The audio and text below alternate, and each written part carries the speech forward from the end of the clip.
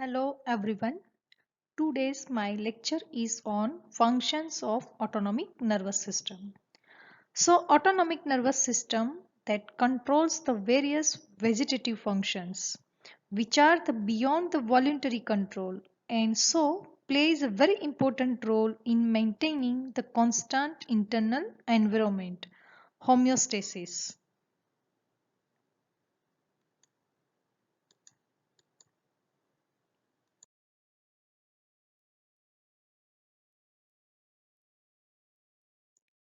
So functions of autonomic nervous system.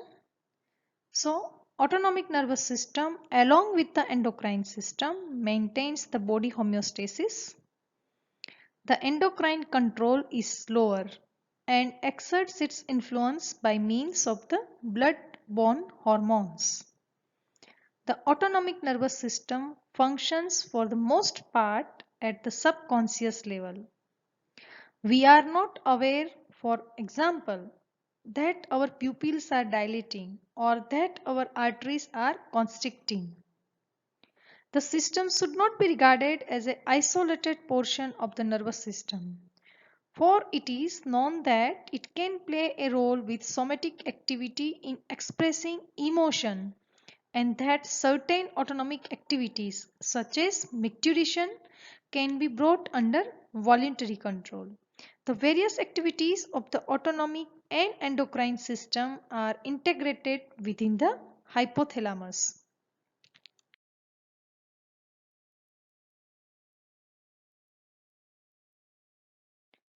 So in this figure,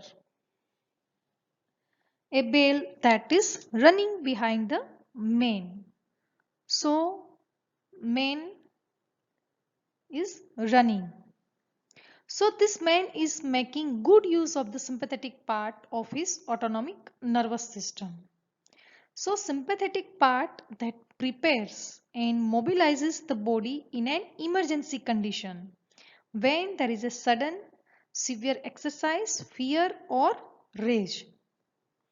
So sympathetic and parasympathetic component of the autonomic nervous system that cooperate in maintaining the stability of the internal environment.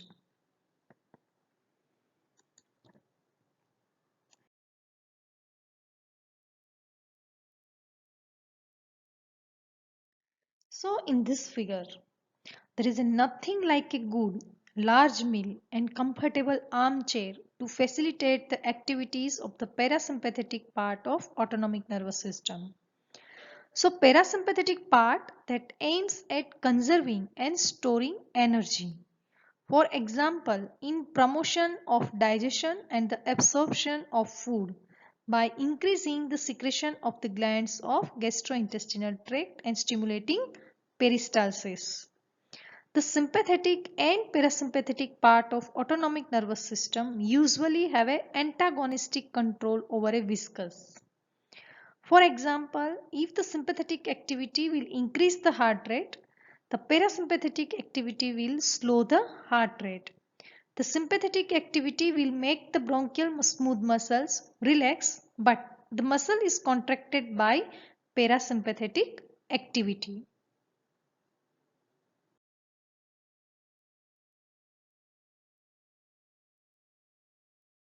Now there are some important autonomic innervation. First of all, eye.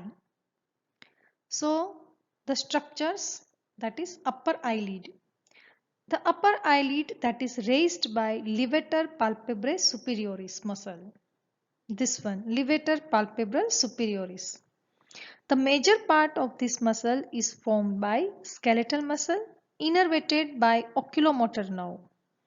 A small part is composed of smooth muscle fibers innervated by sympathetic postganglionic fibers from the superior cervical sympathetic ganglion.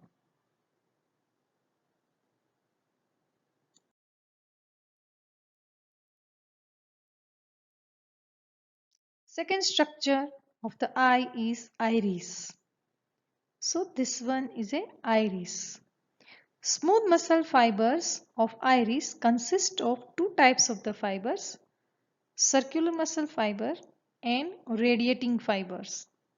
The circular fibers form the sphincter pupillae and the radial fibers form the dilator pupillae. The sphincter pupillae is supplied by parasympathetic fibers from the parasympathetic nucleus, means Edinger-Westphal nucleus of the third cranial nerve. After synapsing in the ciliary ganglion. So, after synapsing in the ciliary ganglion, the postganglionic fibers pass forward to the eyeball in the short ciliary nerve. The ciliary muscles of the eye is also supplied by short ciliary nerves.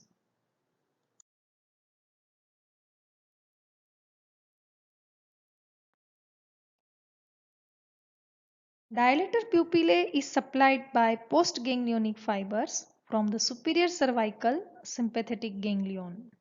The postganglionic fibers reach the orbit along the internal carotid and ophthalmic arteries. They pass uninterrupted through the ciliary ganglion and reach the eyeball in the short ciliary nerves. Other sympathetic fibers reach the eyeball in the long ciliary nerves.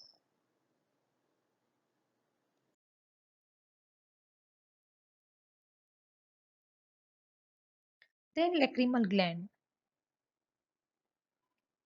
So this one is a lacrimal gland. That one is a sympathetic supply. This one is parasympathetic nerve supply. Now the parasympathetic secretomotor nerve supply to the lacrimal gland that originates lacrimetric nucleus of the facial nerve. The preganglionic fibers that reach the pterygopalatine ganglion, this one pterygopalatine ganglion, through the nervus intermedius and its greater petrosal branch and through the nerve of pterygoid canal. The postganglionic fibers that leave the ganglion and join the maxillary nerve, then join the maxillary nerve and then pass into its zygomatic branch and the zygomatico-temporal nerve, and then they reach the lacrimal gland within the lacrimal nerve.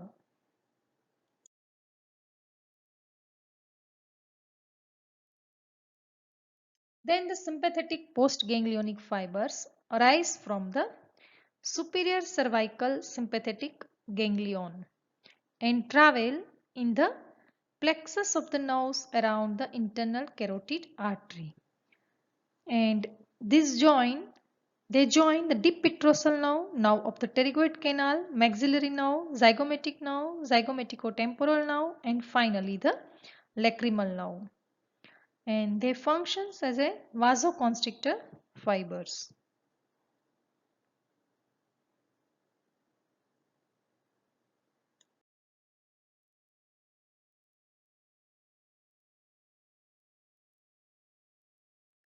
Salivary glands. Parasympathetic fibers to submandibular and sublingual glands. So parasympathetic preganglionic fibers to submandibular and sublingual glands arise from the superior salivatory nucleus situated in the pons. After taking origin from the nucleus, the preganglionic fibers run through the nervous intermediates of Risberg geniculate ganglion and the motor fibers of facial nerve, coda tympani branch of facial nerve, then lingual branch of trigeminal nerve, and finally reach the submaxillary ganglion. And postganglionic fibers arising from this ganglion, they supply submaxillary and sublingual glands. So parasympathetic preganglionic fibers, they arise from superior salivatory nucleus. This one is situated in the pons. After taking origin from this nucleus, the preganglionic fibers run through nervous intermediates of Risberg geniculate ganglion, then motor fibers of facial nerve, coda tympani branch of facial nerve, then lingual branch of trigeminal nerve, and finally they reach the submaxillary ganglion. So preganglionic fibers end here and postganglionic fibers arises, and that they supply sublingual gland and submaxillary glands. Parasympathetic fibers to parotid gland. So parasympathetic preganglionic fibers to parotid gland arise from the inferior salivatory nucleus situated in the upper part of the medulla oblongata. From here, the fiber pass through the tympanic branch of glossopharyngeal nerve, tympanic plexus, and lesser petrosal nerve and end in the otic ganglion. So preganglionic fibers arises from the inferior salivatory nucleus. Fiber pass through the tympanic branch of the glossopharyngeal nerve, then tympanic plexus, lesser petrosal nerve, and finally they reach the otic ganglion where they ends. And from here the postganglionic fibers arises and supply the parotid gland by passing through the auriculotemporal branch in the mandibular division of trigeminal nerve.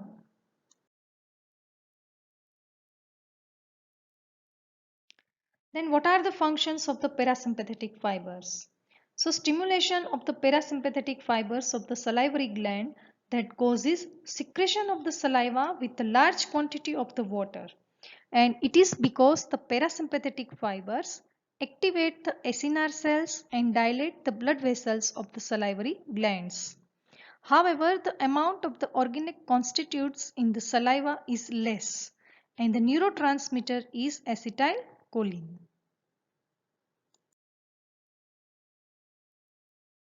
Now sympathetic fibers. Sympathetic preganglionic fibers to salivary glands arise from the lateral gray horn of first and second thoracic segments of spinal cord. The fibers that leave the cord through the anterior nerve root and end in the superior cervical ganglion of the sympathetic chain. Postganglionic fibers arise from this ganglion and then are distributed to the salivary glands along the nerve plexus around the arteries supplying the glands. Functions of the sympathetic fibers. Stimulation of the sympathetic fibers causes secretion of the saliva, which is thick and rich in the organic constituents such as mucus. And it is because these fibers activate the acinar cells and cause vasoconstriction. The neurotransmitter is noradrenaline.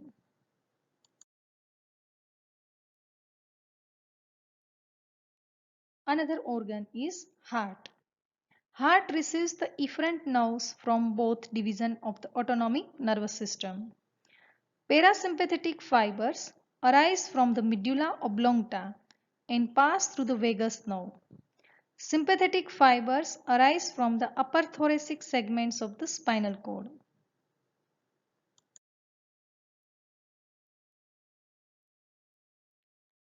Parasympathetic nerve fibers that are cardioinhibitory nerve fibers.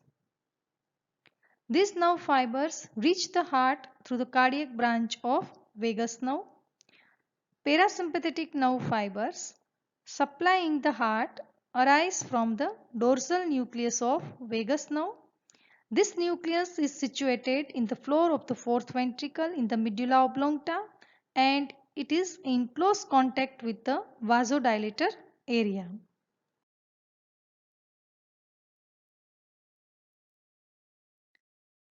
Preganglionic parasympathetic nerve fibers from the dorsal nucleus of the vagus, they reach the heart by passing through the main trunk of the vagus and cardiac branch of vagus nerve.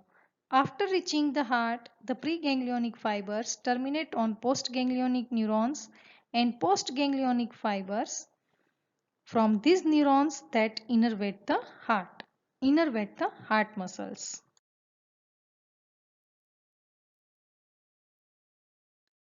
Most of the fibers from the right vagus that terminate in a sinoatrial node.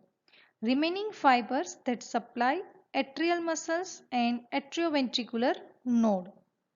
And most of the fibers from the left vagus that supply AV node, and some fibers supply atrial muscles and SA node.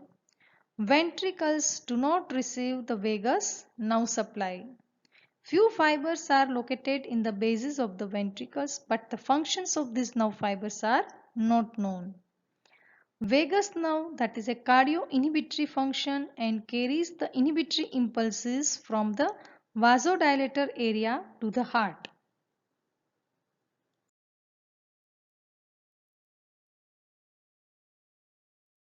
Sympathetic nerve fibers to the heart that have a cardio-acceleratory function. Preganglionic fibers of the sympathetic nerves to the heart that arises from the lateral gray horn of first four thoracic segments of the spinal cord, and these segments of the spinal cord that receive the fibers from the vasoconstrictor area of vasomotor center.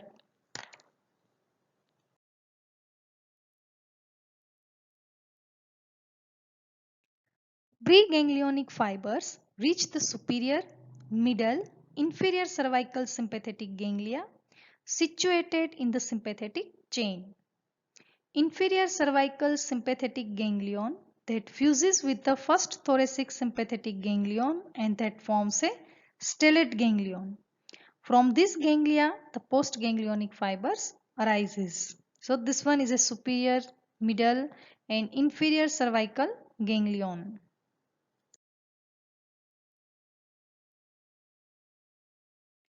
Postganglionic fibers form the three nerves: superior cervical sympathetic nerve, which innervates the larger arteries and base of the heart, and middle cervical sympathetic nerve, which supply the rest of the heart; inferior cervical sympathetic nerve, which serves as a sensory or afferent nerve from the heart. Functions: sympathetic nerves are cardioaccelerator in function and carry the cardioaccelerator impulses from the vasoconstrictor area to the heart.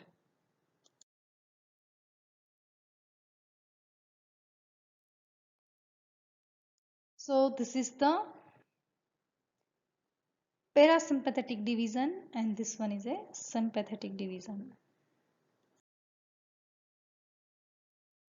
Lungs. Sympathetic postganglionic fibers arise from the second to fifth thoracic ganglia of the sympathetic trunk. The fibers pass through the pulmonary plexus, and enter the lung, where they form the networks around the bronchi and blood vessels. Sympathetic fibers produce bronchodilation and slight vasoconstriction.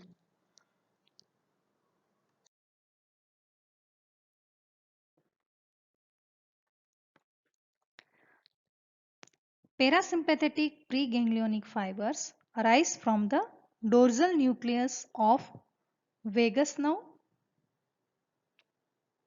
The fiber terminate by synapsing with the postganglionic neurons in the pulmonary plexus. Postganglionic fibers enter the lung, where they form the network around the bronchi and blood vessels. Parasympathetic fibers produce bronchoconstriction and slight vasodilatation and increase glandular secretion. Autonomic innervation of gastrointestinal tract. So extrinsic nerves that control the enteric nervous system are from the autonomic nervous system. So both sympathetic and parasympathetic division of the autonomic nervous system that innervate the gastrointestinal tract. Now sympathetic nerve fibers. So preganglionic sympathetic nerve fibers to gastrointestinal tract that arise from the lateral horn of spinal cord between fifth thoracic and second lumbar segments of spinal cord.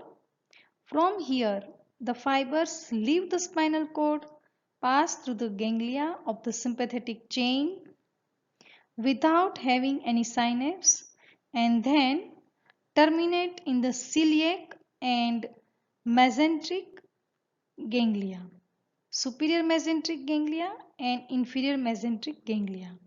The postganglionic fibers from this ganglia are distributed to the gastrointestinal tract.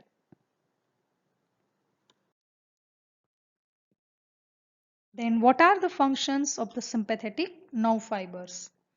Sympathetic nerve fibers inhibit the movements and decrease the secretion of gastrointestinal tract by secreting the neurotransmitter noradrenaline. It causes constriction of sphincters. Now parasympathetic nerve fibers. So parasympathetic nerve fibers to gastrointestinal tract pass through some of the cranial nerves and sacral nerves. The preganglionic and postganglionic parasympathetic nerve fibers to mouth and salivary glands pass through the facial and glossopharyngeal nerves. Preganglionic parasympathetic nerve fibers to esophagus, stomach, small intestine and upper part of the large intestine pass through the vagus nerve. Then preganglionic nerve fibers to lower part of the large intestine that arise from the second, third and fourth sacral segments of spinal cord and pass through the pelvic nerve. All these preganglionic parasympathetic nerve fibers synapse with the postganglionic nerve cells in the myenteric and submucous plexus. And what are the functions of the parasympathetic nerve fibers? So parasympathetic nerve fibers accelerate the movements and increase the secretion of the gastrointestinal tract. The neurotransmitter secreted by the parasympathetic nerve fiber is acetylcholine. Now kidney. The preganglionic sympathetic fibers pass through the lower thoracic part of the sympathetic trunk and the lowest thoracic splanchnic nerve to join the renal plexus around the renal artery. The preganglionic fibers synapse with the postganglionic neurons in the renal plexus. The postganglionic fibers are distributed to the branches of the renal arteries. The sympathetic nerves are vasoconstrictor in action to renal arteries within the kidney. Preganglionic parasympathetic fibers enter the renal plexus from the vagus nerve. Here they synapse with the postganglionic neurons whose fibers are distributed to the kidney along the branches of the renal artery. Parasympathetic nerves are thought to be vasodilator in action. Preganglionic sympathetic fibers descend to the gland in the greater splanchnic nerve, a branch of the thoracic part of the sympathetic trunk. The nerve fibers terminate on the secretory cells of the medulla, which are comparable to postganglionic neurons.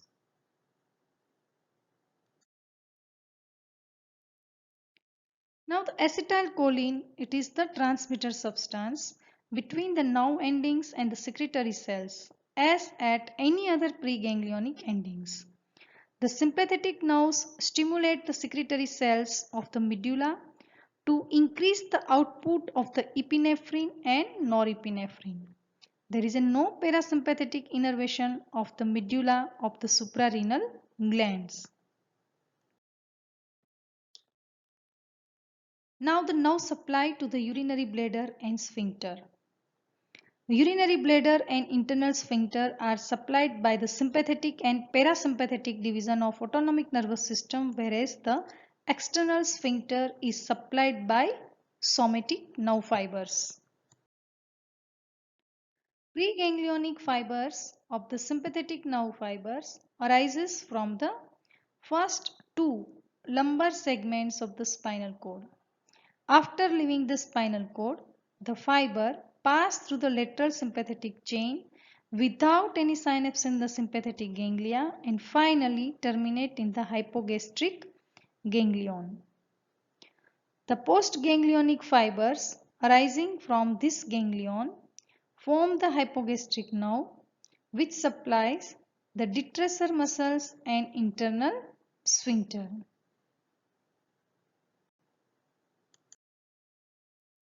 Function of the sympathetic nerve.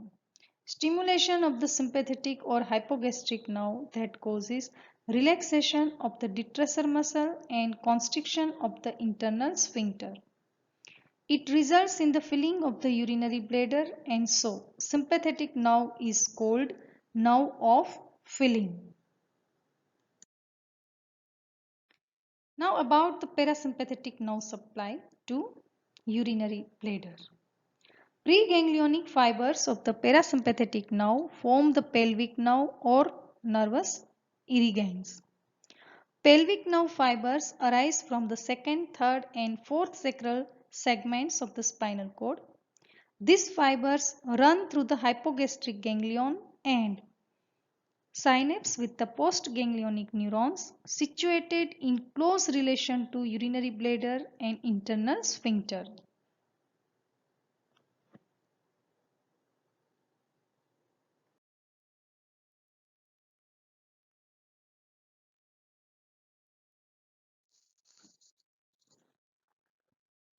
Erection of penis and ejaculation.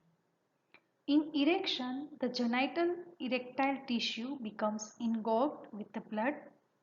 The initial vascular engorgement is controlled by the parasympathetic part of the autonomic nervous system. The parasympathetic preganglionic fibers originate in the gray matter of second, third and fourth sacral segments of spinal cord. The fibers enter the hypogastric plexus and synapse on the postganglionic neurons.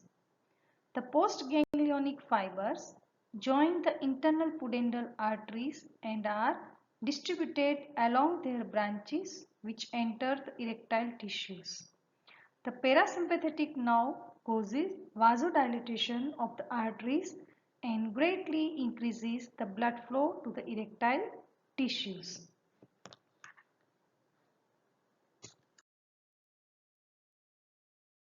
Now ejaculation.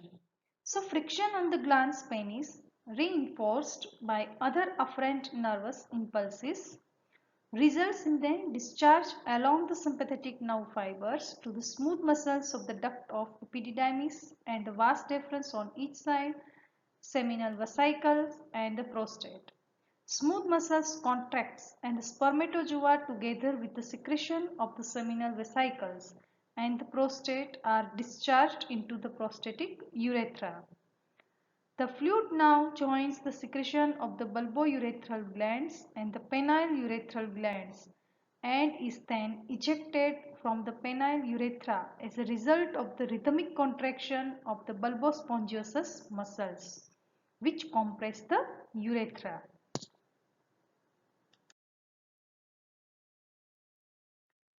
The spermatozoa and the secretion of the several accessory glands constitute the seminal fluid or semen. At the climax of the male sexual excitement, a mass discharge of the nervous impulses that takes place in the central nervous system. Impulses pass down the spinal cord to the sympathetic outflow. The nervous impulses that pass to the genital organs are thought to leave the cord at the first and second lumbar segments in the preganglionic sympathetic fibers. Many of these fibers synapse with the postganglionic neurons in the first and second lumbar ganglia. The postganglionic fibers are distributed to vas deferens, then seminal vesicle and prostate through the hypogastric plexus. The sympathetic nerves stimulate the contraction of the smooth muscles in the wall of these structures and cause spermatozoa together with the secretion of the seminal vesicles and prostate to be discharged into the urethra.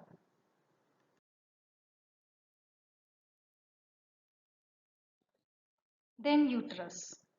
The preganglionic sympathetic nerve fibers leave the spinal cord at segmental levels T12 and L1 and are believed to synapse with the ganglion cells in the sympathetic trunk or possibly in the inferior hypogastric plexus. So T12 to L1. The postganglionic fibers supply the smooth muscles of uterus.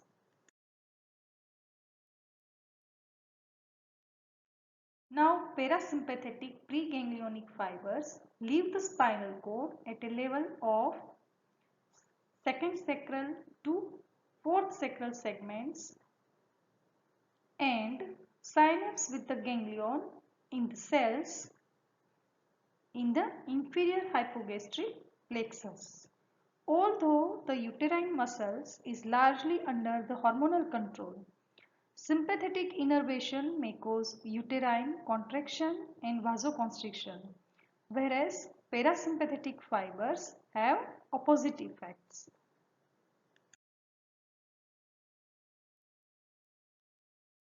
Afferent main fibers from the fundus and body of the uterus ascend to the spinal cord through the hypogastric plexus and entering it through the posterior root of the 10th, 11th and 12th thoracic spinal nerves. Fibers from the cervix that run in the pelvic splanchnic nerves and enter the spinal cord through the posterior root of the 2nd, 3rd and 4th sacral nerves. So this is the list of reference book.